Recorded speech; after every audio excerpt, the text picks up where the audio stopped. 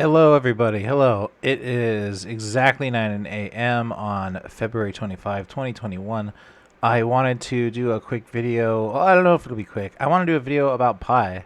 Pi is one of the lesser known cryptos out there. It's getting some attention, mostly because it's on a mobile app, and people are generally interested in cryptocurrency, and they're looking for, like, how do I mine anything? Is there something I can mine on my phone? Is there something I can mine on my laptop? Because most people understand that the hardware for the big ones, the big like established coins, like you got your Bitcoin, you got your Litecoin, you got your Ethereum. Those networks require either ASIC hardware or GPU banks or just something else that's like heavy on electricity and heavy on investment. And so Pi is on the up and coming, and it's got a different way of doing things. It's early on. It's not. I don't think they even run a blockchain yet. I might be wrong about that, but they have some pretty interesting things going on. They're trying to build where where most coins kind of build a coin and build a software and then launch that and then look to start building a community outside of the development team. Nothing wrong with that. Pi is basically trying to build a community first while the developers are working before it launches a chain. That's how I think I understand it. And like I said, Pi, I don't think, is trying to knock on Ethereum or knock on anyone else for building the product first and then building community of users later. That's traditional software anyway. Every, every product in the world, really.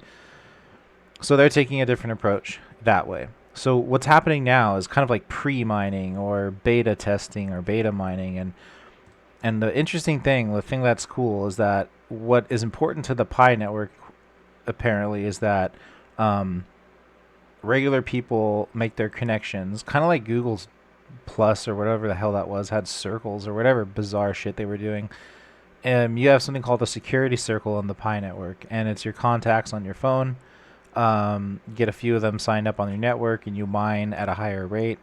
And you're sort of starting to get scared now, like, oh shit, are they just selling info? Is it a pyramid scheme? It doesn't appear to be. I mean, I don't get spam based on it. There's ads inside the app that you can turn off. You can turn them off, by the way. But but it seems like the point of it is to sort of build interlocking security circles where um, maybe if I talk to someone on Reddit, then I'll have some friends do that, and then that links my circle to their circle, and then we all know that we're real people. Um, and since I've been mining it, I think I'm eligible to put up a node on my computer and mine more, because now they know I am a real person, my wife's a real person. We have a circle of two. We have a straight line, I guess. 2 points makes a line, not a circle. Okay. So that's like basically what I know about Pi, the general gist. Let's go forward into the white paper a little bit. Um, it talks a lot about the basics of cryptos in general. I think this is kind of coming from a point, assuming that you might know just a bit about like Bitcoin and not much else. But yeah, so here is something that they call the Stellar Consensus Protocol, and I think that has something to do with like proof of stake. I didn't read. I'm not gonna lie. I didn't read this whole thing. I scanned it because I wanted to just get a couple things out of it. But like where Bitcoin usually does proof of work, or oh yeah, usually Bitcoin is proof of work. Ethereum is proof of work. Those are using, like I said, a lot of equipment, a lot of electricity, a lot of investment in order to run their network. Pi is starting with mobile phones um, as their nodes. I'm not totally sure. I think it's just the fact that people are on the network and doing their security circle. Because, like I said, I don't think they're running a chain. Um, they will be running a chain soon, and I guess if I'm setting up a node, that means that they are starting to do a beta chain of some kind. But yeah, we'll look into that. That's what we're doing today after this. The only other thing I wanted to get to was I scanned through here. I thought this was really interesting. Um, basically, I think this is cool. Provisional government plan means that when there's less than 5 million members, there will be core team people doing things, blah, blah. There will be a constitutional convention at 5 million members. So that's kind of interesting. Did we already pass that? Phase 3 mainnet, Phase 2 testnet. I think this is where we are. Yeah. Yeah. So, anyways, I thought there was more miners than 5 million just the other day, or maybe it was 130,000 or 13,000 or something. It was a 13 number, big number. Cool. Um, the node. So I clicked here and clicked download node, clicked on Windows, and I already did all that. So let's go ahead and grab my download folder and get going. Ja, ja, ja, ja, ja.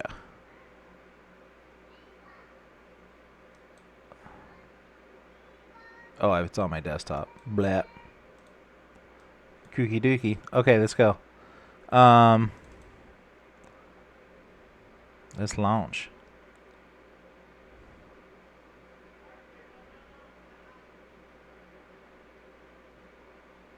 Well, that was it. Okie dokie. Where's my phone?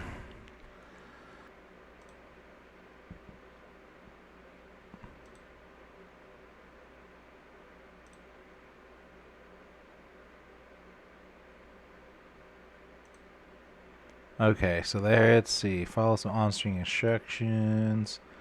Get this code. I guess you can't copy paste it. So we got O-I O-I 7-C-H-I. Alright, let's see what's up. Your node was submitted. Authenticate shortly. Wow, cool. Node interface is accessible from the app on the desktop interface, enable you to have similar functionalities to the mobile app, including checking the balance and chats. Sick. Fill in the application form to apply to become a node on the testnet. Okay.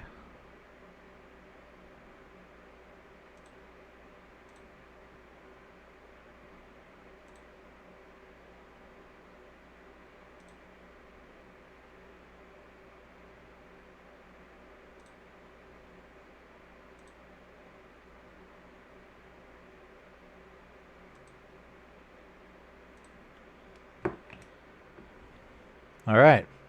KYC is know your customer. So when you what's the word I'm looking for? When you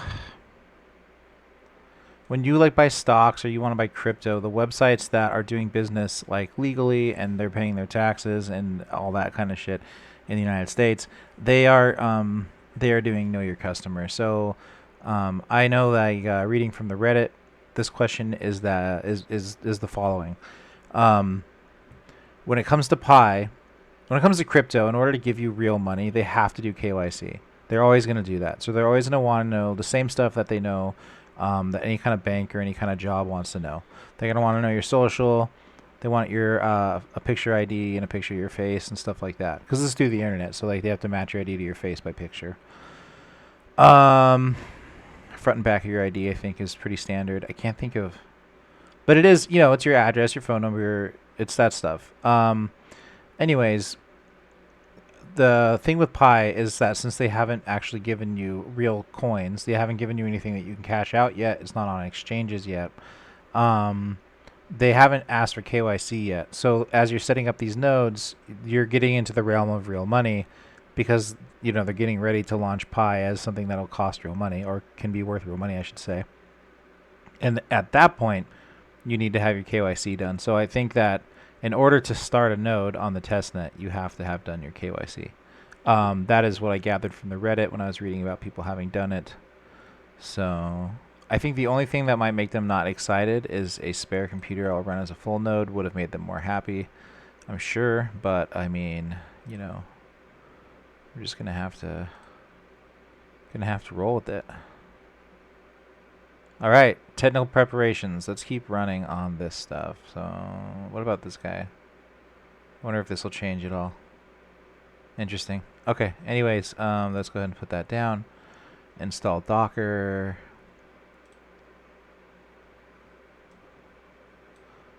Docker has not been found on your system. Pi blockchain requires Docker, which is a platform for securely building and sharing applications. Container, isolated on his computer. Oh, that's an interesting idea. All right, let's do it. Docker download. I read about this on the Reddit as well. None of this is like super surprising for me. I just haven't done it yet. Doo-doo-doo.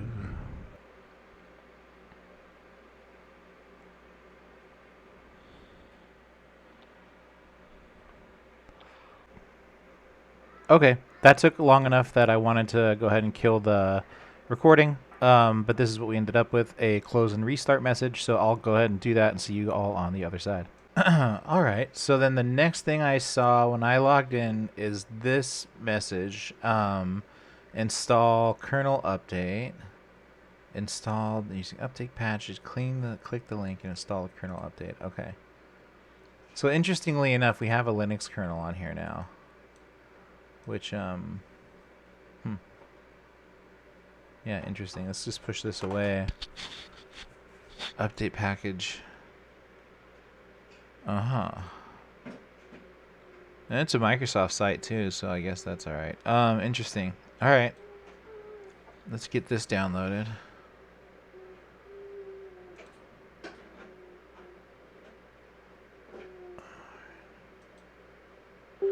I thought I had done something like this before. I don't know though for sure. So let's let that run. So Pinode pops up automatically. I didn't ask it to, but that's what I would want. If I'm running a node for anything, I'm going to want it to, and then it stays in the Docker, or whatever you call that, so that's good. Alright. Are we installing? Did we install? Okay. I'm just going to do that. Oh, backend is starting. I'm not sure. What's going on here? Huh.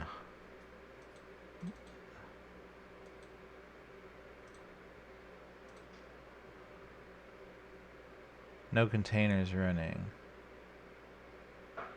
Okay. But did it say restart the computer? And it didn't restart on its own? I don't know.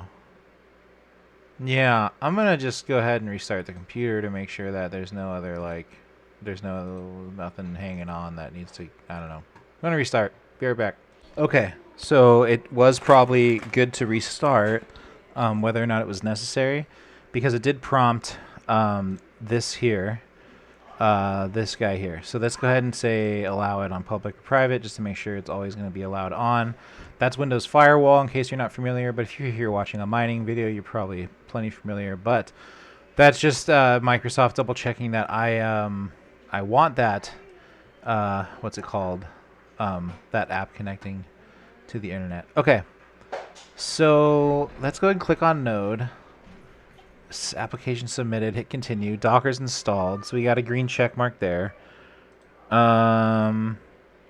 Ping your computer. Check now.